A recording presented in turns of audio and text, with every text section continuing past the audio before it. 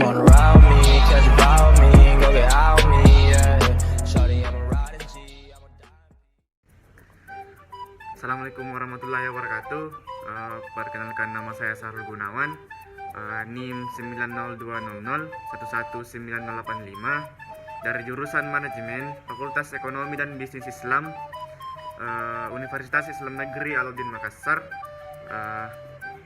Di sini saya akan membawakan materi saya yang berjudul jumlah uang beredar. Ya, pertama-tama marilah kita memanjatkan puji dan puji syukur kehadirat Allah Subhanahu wa taala, karena berkat rahmat dan taufiknya lah sehingga saya dapat menyelesaikan materi saya. Selanjutnya, tak lupa pula kita kirimkan salam serta selawat kepada junjungan kita Nabiullah Muhammad sallallahu alaihi wasallam, di mana beliaulah sang revolusioner sejati yang mengantarkan kita dari alam kebodohan menuju alam kebintaran yang kita rasakan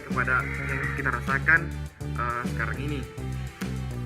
Ya, mengawali materi saya, sebelum kita masuk lebih dalam tentang jumlah uang beredar, kita perlu mengetahui apa yang dimaksud dengan jumlah uang beredar tersebut.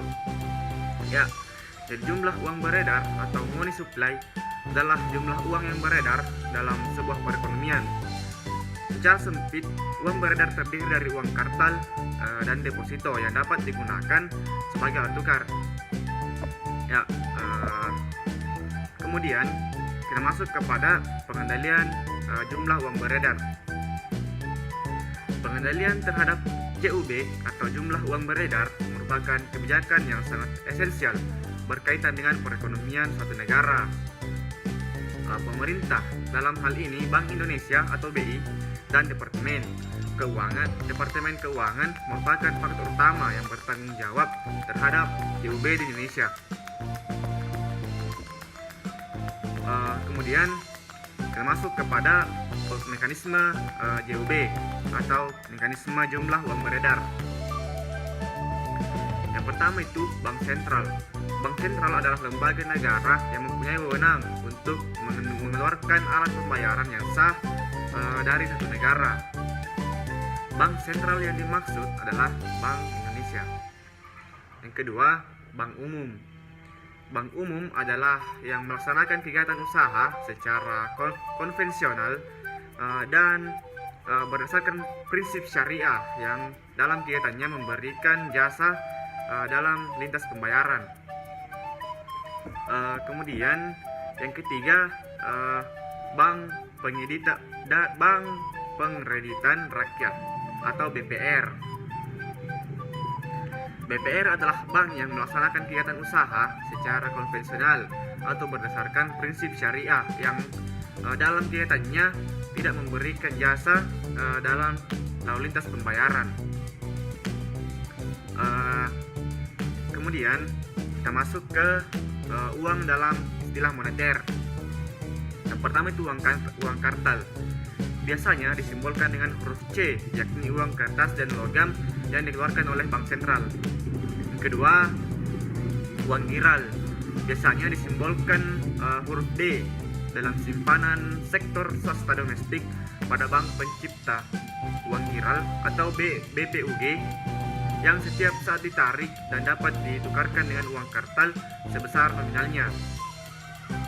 Yang ketiga, uang kenasi yang disimbolkan dengan huruf T, yakni simpanan milik swasta domestik pada BPUG yang dapat berfungsi sebagai uang. Ya, kita masuk ke faktor-faktor yang mempengaruhi JUB atau faktor-faktor yang mempengaruhi jumlah uang beredar. Yang pertama itu keadaan neraca pembayaran atau surplus atau defisit. Yang kedua, keadaan APBN atau surplus atau defisit. Ketiga, perubahan kredit langsung Bank Indonesia. Yang keempat, perubahan kredit likuiditas Bank Indonesia. Yang selanjutnya, kebijakan pemerintah dalam CUB. Yang pertama itu kebijakan moneter, yang dimana kebijakan moneter merupakan kebijakan yang dikeluarkan oleh Bank Indonesia. Yang kedua adalah kebijakan fiskal. Kebijakan ini juga dapat mempengaruhi jumlah uang beredar, yaitu melalui pajak. Ya, mungkin cukup sekian dari pemaparan materi dari saya.